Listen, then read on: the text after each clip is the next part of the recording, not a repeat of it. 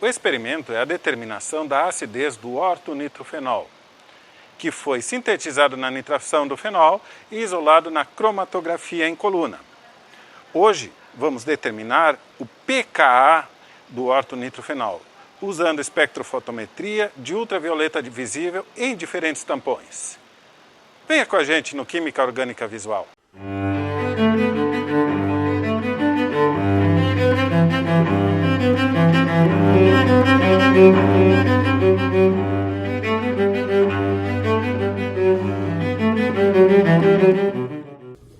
Após a reação do fenol com ácido nítrico, formando uma mistura de nitrofenóis, procedemos à separação por cromatografia em coluna, obtendo dois compostos principais, o ortonitrofenol e o paranitrofenol. O próximo passo é determinar a acidez do ortonitrofenol. Normalmente, quando pensamos a acidez de um composto orgânico, nos lembramos do limão, que tem o ácido cítrico. A teoria ácido-base, ela envolve uma reação de transferência de próton, ou seja, o núcleo do hidrogênio, transferência de H+, de uma espécie química para outra. A espécie que doa o H+, o próton, é chamada de ácido, e a espécie que recebe o próton é chamada de base. Porém, esta reação ela causa modificações importantes na estrutura e nas ligações da molécula que doa e da molécula que recebe. A transferência do H+ resulta em mudança de cor, aumento ou diminuição de reatividade, solubilidade em água.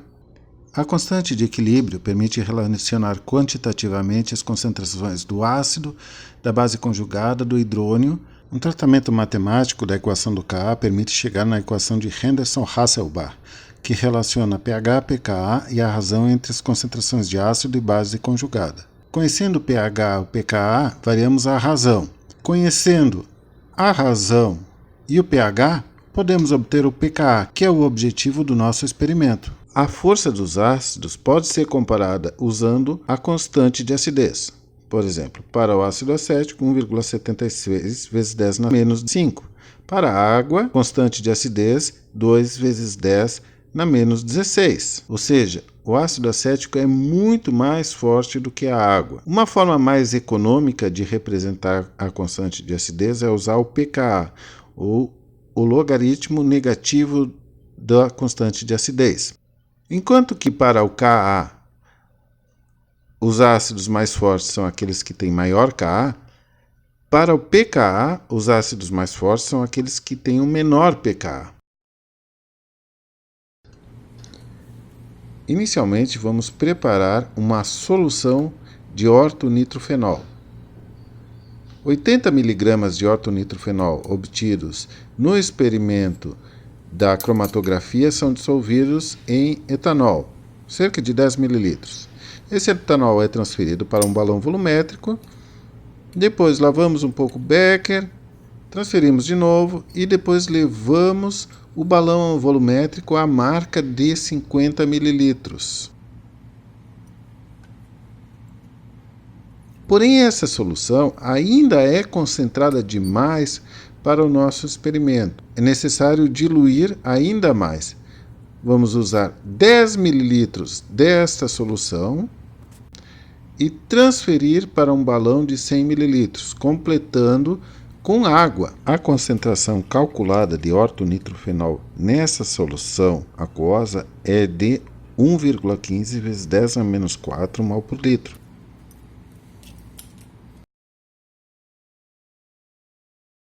O próximo passo é escolher o melhor tampão para trabalhar com ortonitrofenol. Para isso, devemos trabalhar na faixa próximo a 7, na faixa neutra.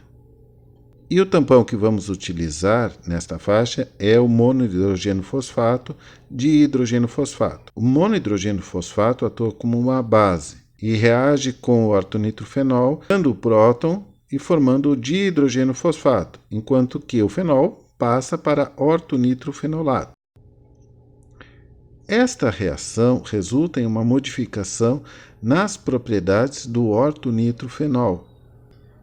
Enquanto o ortonitrofenol, na forma neutra, não absorve luz visível, a sua base conjugada absorve luz visível no máximo de 415 nanômetros, o que comunica uma cor amarelada a esse produto. Então é fácil identificar quando o ortonitrofenol passa da forma neutra para a sua base conjugada. Com a ideia de variar as quantidades de ortonitrofenol e da sua base conjugada, nós vamos fazer diferentes soluções de monohidrogênio fosfato e de hidrogênio fosfato. Lembrando da equação do tampão, vemos que essas soluções elas têm diferentes pH. As soluções que têm mais dihidrogênio fosfato, elas têm pH mais ácido. E as soluções que têm mais monohidrogênio fosfato têm pH mais básico. A solução que tem uma quantidade igual de mono e de hidrogênio fosfato tem um pH exatamente igual ao pKa, ou seja, 6,8. As concentrações de mono e de hidrogênio fosfato devem ser bem maiores do que as concentrações do ortonitrofenol da sua base conjugada, para que ocorra a reação e não altere significativamente o pH do meio. Separamos as soluções tampão usando duas buretas, uma com monohidrogênio fosfato, outra com dihidrogênio fosfato, em tubos de ensaio, de acordo com a tabela anterior. Agregamos com uma pipeta volumétrica 1 ml da solução de ortonitrofenol já preparada em cada tubo.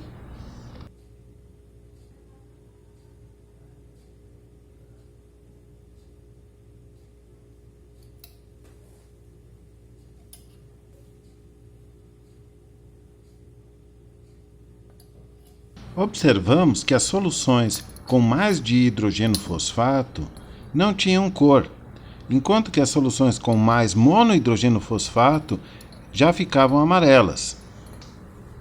E obtivemos este resultado.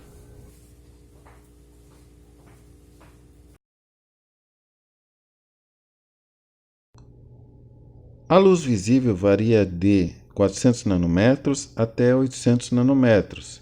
Abaixo de 400 nanômetros situa-se ultravioleta, invisível para humanos. E acima de 800 nanômetros situa-se o infravermelho, também invisível. A energia da luz ultravioleta visível é adequada para a passagem de elétrons de níveis fundamentais para níveis excitados, enquanto que a energia da luz infravermelha é capaz de promover movimentos de estiramento e torção moleculares. Ao longo desta região do ultravioleta visível podem ocorrer diferentes tipos de transições eletrônicas. Elétrons de orbitais sigma podem passar para orbitais sigma antiligante, elétrons de orbitais π podem passar para π antiligante e elétrons não ligantes em átomos de oxigênio e nitrogênio podem passar para orbitais π antiligantes. Conforme a diferença de energia de cada transição, vai ocorrer a absorção de um fóton de uma energia específica. Quanto maior a diferença de energia entre os orbitais, maior é a frequência do fóton absorvido e menor o seu comprimento de onda. Assim, a transição sigma-sigma estrela requer um fóton de energia maior, ou seja, de menor comprimento de onda, do que uma transição π-π estrela ou de uma transição n-π estrela. A luz que é absorvida é a luz complementar à cor que nós vemos. Esse fenômeno pode ser explicado da seguinte forma. A luz branca contém todas as cores do espectro visível, incide sobre a molécula orgânica, esta retém a cor que ela absorve e permite que as outras cores cheguem ao olho humano. Nós vemos toda a luz menos a cor que ela absorveu e interpretamos isto como sendo a cor complementar àquela absorvida. A base conjugada do ortonitrofenol que vemos como amarelo está absorvendo a luz violeta. Uma vez preparadas as amostras, vamos fazer a leitura dos espectros de UV visível no aparelho. A cubeta é um recipiente na forma de prisma com capacidade de até 3 ml de solução, porém 2 ml é o suficiente para fazer as leituras. A cubeta pode ser feita de quartzo, vidro ou material plástico. As cubetas de quartzo permitem a leitura em comprimentos de onda mais baixos, até 200 nanômetros, enquanto que as cubetas de vidro e de material plástico, elas cortam a radiação abaixo de 350 nanômetros, por isso elas são mais indicadas para uso no visível. As cubetas de vidro e de plástico são bem mais baratas e podem ser usadas neste experimento. Com uma pipeta eu transfiro as soluções do tubo de ensaio para a cubeta, coloco no espaço adequado no aparelho, vou no programa e clico para fazer a leitura. E voilà! Agora temos o espectro de UV visível da solução do nitrofenol. Observe, ela tem um máximo de absorção por volta de 380 nanômetros. Essa é uma transição NP-estrela dos elétrons não ligantes do grupo OH para o sistema antiligante do anel aromático. Quando fazemos as leituras das amostras em pH mais alto, que já são amarelas, vemos que o máximo de absorção se desloca para 415 nanômetros, correspondente à absorção do nitrofenolato. Essa diferença de absorção se deve à diferença de energia dos orbitais não ligantes do nitrofenol e do nitrofenolato, que no caso do nitrofenolato, eles se aproximam da energia do sistema π antiligante, tornando assim a energia necessária para fazer essa transição menor. Uma das formas de fazer a leitura da quantidade de luz absorvida é a absorbância. A vantagem dessa grandeza é que ela é proporcional à concentração, de acordo com a lei de Lambert-Beer. Na lei de Lambert-Beer, a absorbância é igual à absortividade molar, também chamada de coeficiente de extinção molar, vezes a concentração, vezes o caminho óptico, que no caso é o comprimento da cubeta. Com as leituras de absorbância nas diferentes soluções, preenchemos a tabela. Agora, o nosso objetivo é encontrar o ponto médio nesta transformação do ortonitrofenol em ortonitrofenolato a 415 nanômetros. Para isso, vamos fazer um tratamento matemático que nós vamos encontrar a diferença entre as absorbâncias lidas e as absorbâncias da espécie ácida e da espécie básica. Quando essa razão for 1, chegamos exatamente no meio da curva. Outra forma de determinar é fazendo um gráfico de pH com o logaritmo dessa razão. Colocamos o pH no eixo x e o logaritmo no eixo y e traçamos uma reta. Quando essa reta cruza o eixo do x, é porque esse logaritmo é zero. E o logaritmo só é zero quando a razão for 1. Desta forma, determinamos o pKa do ortonitrofenol, que por esse tratamento deu 7,1, muito próximo do valor da literatura, que é 7,2. Então, consideramos um sucesso esse nosso experimento para a determinação do pKa do ortonitrofenol.